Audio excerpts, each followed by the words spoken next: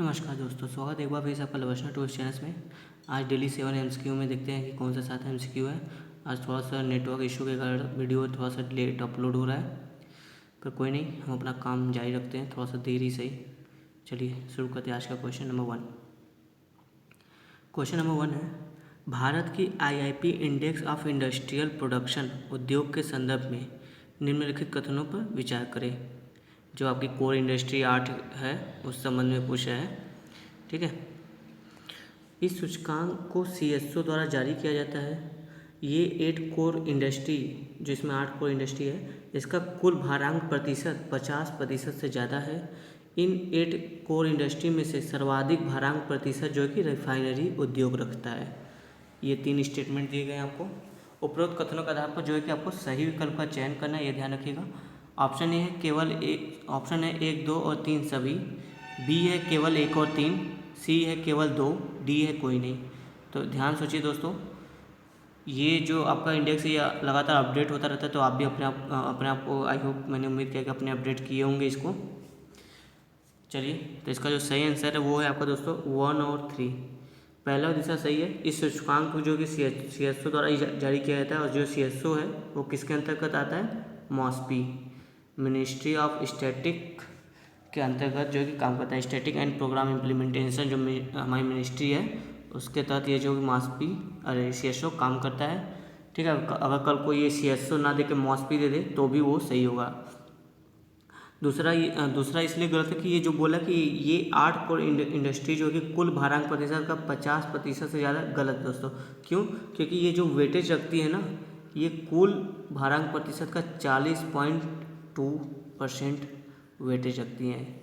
ठीक है, तो 50% से कम, ये एक मोटा आप आइडिया बनाए रखिए अपने दिमाग में। आपको देखो एग्जैक्टली मुझे पता है याद नहीं हो पाएगा, लेकिन मोटा आइडिया बनाए रखिए कि 50% से कम है, तो आपको ध्यान में रहेगा। अगर स्टेटमेंट 50% से ज़्यादा आ जाए या फिर बोल दे 50% है, तो आपको पता रहेगा कि नहीं 50% नहीं है, इनका कुल भारांक जो कि 50% कम है। कितना है? अगर आपको एग्जैक्ट डेटा याद हो तो और अच्छा है, 40.2% है। ठीक है, और तीसरा बोला है ये 8 कोर इंडस्ट्री में जो कि सर्वाधिक भारांक प्रतिशत जो कि रिफाइनरी उद्योग का है, ये भी सही है। रिफाइनरी उद्योग का वेटेज सबसे ज़्यादा है, लगभग 27-28% है। आइए देखते हैं, देख लो थोड़ा सा। मैंने नोट्स आपको अपना दे दिया है, कॉपी का नोट्स का स्क्रीनशॉट।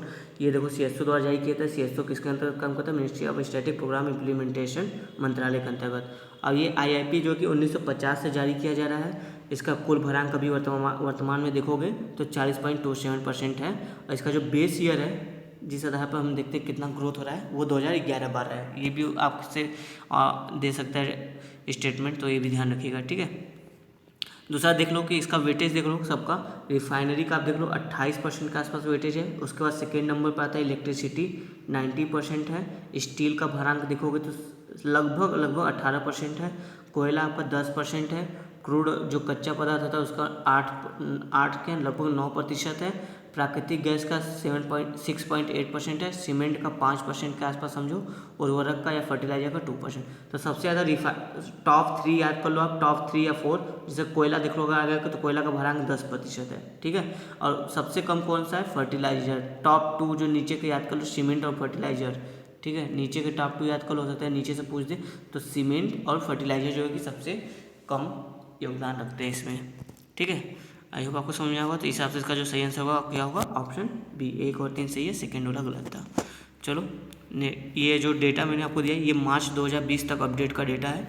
उसके बाद अगर कुछ इसमें चेंजेस होंगे तो वो हम आगे अपडेट कर लेंगे।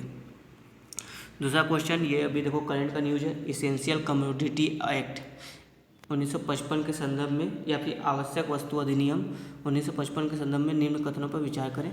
पहला आपका स्टेटमेंट है, यह आवश्यक उपभोग वस्तुओं का मूल्य भी तय कर सकती है। ठीक है। सेकंड, यह आवश्यक वस्तुओं की कालाबाजारी पर रोक लगाता है। थर्ड, इस अधिनियम के प्रावधानों को राज्य सरकार लागू करती हैं। ऑप्शन ए है केवल 1, बी है केवल 2 और 3, सी है केवल 1 और 2, डी है सभी। ध्यान से पढ़िए, सोचिए। करंट का न्यूज़ अभी जस्ट ये कोरोना जब शुरू हुआ था तो काफ़ी चर्चा में था इसेंशियल कमोडिटी एक्ट। तो इसका जो सही आंसर होगा दोस्तों वो होगा आपका ऑप्शन डी, सभी। इसके जो विकल्प दिए गए सही है स्टेटमेंट। जो ये आवश्यक उपभोग मूल्य का वस्तुओं का मूल्य भी तय कर सकती है। मान लो कोई वस्तु जरूरत से ज़्यादा मार्केट में बिक रही है ज़रूरत से ज़्यादा दाम पर, तो उसको मूल्य को भी ये कंट्रोल कर सकते हैं। जैसे अभी जो को कुछ सैनिटाइज़र जो है कि सैनिटाइज़र का काला बाजारी बहुत तेज़ बढ़ गया था ना, मास्क सैनिटाइज़र को, तो गवर्नमेंट ने क्या किया हाल ही में जो कि मास्क और सैनिटाइज़र को जो कि इसेंशियल कमोडिटी एक्ट के तहत डाल दिया था, क्योंकि अब इससे क्या होगा, इससे इसका जो कि काला बाजारी नहीं होगा और जो गवर्नमेंट मूल्य इसके तय करेगी उसी तय मूल्य पर यह बाजार में बिकेगा। इस वजह से ये न्यूज़ में था। और तीसरा बोल रहा है कि ये जो इसका प्रावधान है, इस अधिनियम के जो भी प्रावधान है, जो भी इस पर नियम होते हैं, इसको लागू करने की जिम्मेदारी किसकी होती है? राज्य सरकारों की। ठीक है, और मेन तो यही है, इसके काला बाजारी पर रोक लगाने के लिए। इसमें देखो कौन कौन सी चीज़ें और हैं आपका इसेंशियल कमोडिटी एक्ट में, जैसे दालें हो गई, पेट्रोलियम प्रोडक्ट हो गया, है ना, कुछ मेडिसिन हो गई, सारी मेडिसिन नहीं लेकिन कुछ मेडिसिन है जो ज़्यादा मात्रा में यूज होता है, ज़्यादा लोगों के लिए ज़रूरत है, तो वो सब जो कि इस इसेंशियल कमोडिटी एक्ट के तहत डाला गया है। ठीक है, अभी हाल में कौन सा क्या डाला गया? मास्क और सैनिटाइजर को इसके अंतर्गत डाला गया है। चलो क्वेश्चन नंबर 3 से देखते हैं। आर्ट एंड कल्चर का क्वेश्चन है। यक्षिणी मूर्ति कला का धार्मिक महत्व संबंधित है। यह किस धार्मिक महत्व से संबंधित है? ऑप्शन है हिंदू धर्म, बी है बौद्ध धर्म, सी है जैन धर्म, डी है सभी। वीडियो को पॉज कीजिए, इसका आंसर सोचिए दोस्तों।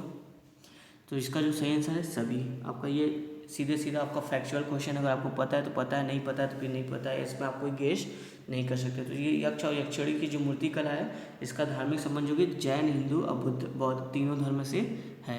ठीक है, आर्ट एंड कल्चर का ये क्वेश्चन था आपका। क्वेश्चन नंबर 4 देखते हैं। हिस्ट्री का मॉडर्न इंडिया का क्वेश्चन है। उदारवादी राष्ट्रवादियों की मुख्य मांग के संबंध में निम्न प्रकार पर विचार करें। ठीक है, कौन कौन से उनके मुख्य मांग थे उस पर विचार करना आपको। स्टेटमेंट 1 है, परिषद में भारतीयों की संख्या बढ़ाई जाए, क्या उनकी ये मुख्य मांग थी? सेकंड कह रहा है वित्तीय संबंधित नियंत्रण में भारतीयों की अहम भूमिका हो। ये दो आपको मांग दिए गए, क्या ये दोनों जो है कि उदारवादी राष्ट्रवादियों की मांग थी या किसी और की मांग थी?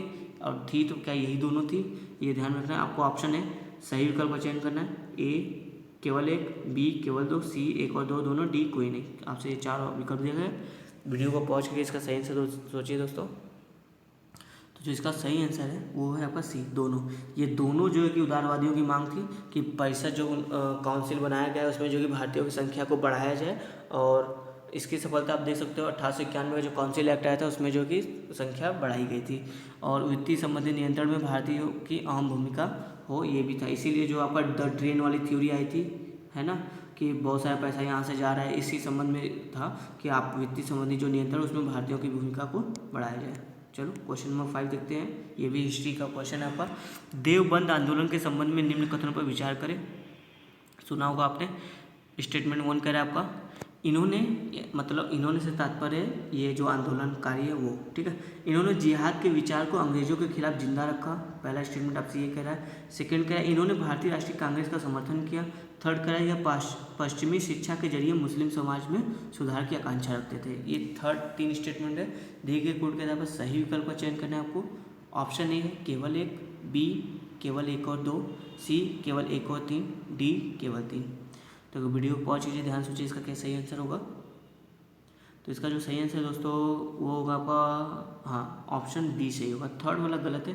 पहला सही है कि इन्होंने जो कि अंग्रेजों के खिलाफ, पहले देखो इन्होंने जो कि सिखों के खिलाफ शुरू किया था, फिर बाद में इनका जो कि चेंज हो गया, ये अंग्रेजों के खिलाफ, मतलब कि हाँ, क्योंकि अब हमको जो कि अंग्रेजों के यहाँ से भगाना है, इसके लिए जो कि जिहाद जैसे जो उनका धार्मिक जो भी नियम है उसको शुरू किया था।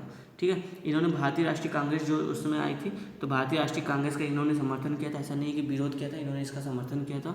और थर्ड क्या था, यह पश्चिमी शिक्षा के जरिए मुस्लिम समाज में सुधार किया नहीं दोस्तों, ये जो पश्चिमी शिक्षा थी जो इनके समाज में सुधार करी थी या बदलाव करे थे इनके नियम कानून में, ये उसके खिलाफ थी। इसी वजह से तो ये अंग्रेजों के विरुद्ध हो गए थे कि आप हमारे धार्मिक क्रियाकलाप में हस्तक्षेप कर रहे हो, हमारी संस्कृति में हस्तक्षेप कर रहे हो।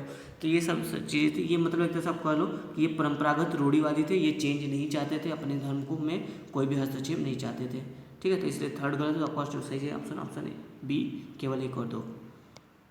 क्वेश्चन नंबर 6 पे आते हैं। राज्यसभा के संदर्भ में आपसे पूछा निम्न में से कौन से कथन सत्य है। ठीक है, कौन सा सही है आपको बताना है। इसके सदस्य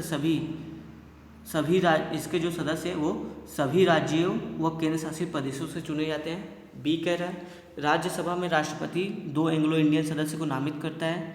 सी कह रहा है आपसे राज्यसभा के सदस्यों का कार्यकाल 5 वर्ष होता है। डी कह रहा है राज्यसभा सदस्यों की कुल अधिकतम संख्या 250 होती है। देखो ये 4 क्वेश्चन है, ये आपको करंट से कहीं से कोई लेना देना है, ये आपका राज्यसभा के संबंध में जो स्टैटिक पोर्शन लक्ष्मीकांत में साफ साफ मेंशन है ये चारों चीज़ें। तो वीडियो पर आपको बताना इस चारों विकल्प में से कौन सा सही है, तो मतलब 3 गलत होंगे, एक ही सही होगा।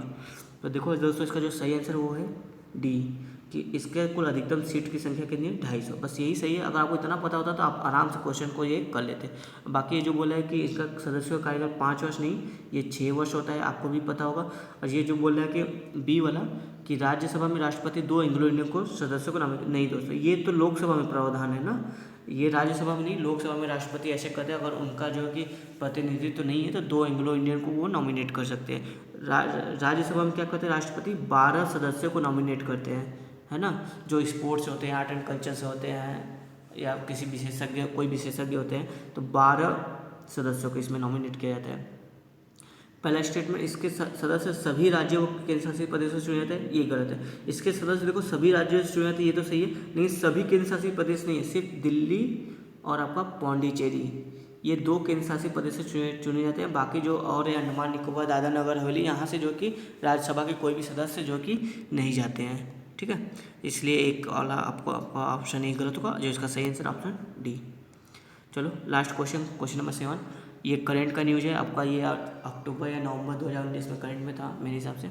चलो देखो, कलारी पट्टू, इसको कलारी या पट्टू कहते हैं, कलारी पट्टू हाल ही में समाचार पत्रों में देखा गया, इसके संबंध में निम्न कथन पर विचार करें। पहला स्टेटमेंट है, यह एक सांस्कृतिक नृत्य है। दूसरा आपका कह रहा है यह मुख्यतः केरल और तमिलनाडु से संबंधित है। तीसरा कह रहा है यह संगम साहित्य और चीनी साहित्य में इसका वर्णन किया गया है। उपयुक्त कोड के आधार पर सही विकल्प का चयन करें। ऑप्शन ए है केवल 1, ऑप्शन बी है केवल 2 और 3, ऑप्शन सी है 1 और 3, डी है सभी। तो इसको ध्यान सोचिए, ये थोड़ा सा टफ क्वेश्चन, अगर आपने इसको न्यूज़ में नहीं कवर किया था तो ये आपके लिए टफ क्वेश्चन हो सकता है, क्योंकि देखो हिस्ट्री ऐसा सब्जेक्ट है जिसमें आपको हर चीज़ याद नहीं हो सकती, लेकिन हाँ जो करंट में हम उसको जरूर तैयार करके जाएँ। चलो, तो इसका जो सही आंसर होगा वो होगा ऑप्शन बी, 2 और 3, ये सही बात। सेकेंड से है कि ये मुख्यतः जो कि केरल में है, लेकिन इसका थोड़ा बहुत जो कि तमिलनाडु में भी इसको देखा जाता है, और ये संगम साहित्य और चीनी साहित्य दोनों में इसका वर्णन मिलता है। ये एक सांस्कृतिक नृत्य नहीं है दोस्तों, ये एक मार्शल आर्ट है। कलारी पट्टूम आपका क्या है, एक मार्शल आर्ट है, ठीक है। आपको नीचे मैं दिखाता हूँ इमेज में, आपको और क्लियर होगा। ये मैंने गूगल से आपको दिखेगा, आप गूगल पे सिंपल सर्च करोगे तो ये आपको कलारी पट्टू वहाँ पे दिखेगा। देखो ये मार्शल आर्ट है, देख रहे हो, युद्ध कला, थोड़ा सा ये पढ़ लो। कलारी पट्टू उच्चारित दक्षिणी राज्य केरल से उत्पन्न, ये केरल से उत्पन्न हुआ, ऐसा बता रहा है। भारत की एक युद्ध कला है, संभवतः सबसे पुराना अस्तित्ववान युद्ध पद्धतियों में से ये एक है। ये केरल और देखो केरल में तमिलनाडु व कर्नाटक से सटे भागों के साथ ही पूर्वोत्तर श्रीलंका, मलेशिया, मलयाली समुदायों के बीच प्रचलित है। अगर कल को आज केवल ये भारत में प्रचलित है तो वो भी गलत होगा, ये भी ध्यान रखिएगा। श्रीलंका, मलेशिया में भी यह प्रचलित है। तो ठीक है दोस्तों, ये रहे हमारे आज के 7 MCQ। आई होप आपको पसंद आए होंगे। ये हमारा लवस्टर टूल चैनल, अगर अभी तक आपने इस चैनल को ज्वाइन नहीं किया तो चैनल को सब्सक्राइब कर लें। धन्यवाद दोस्तों।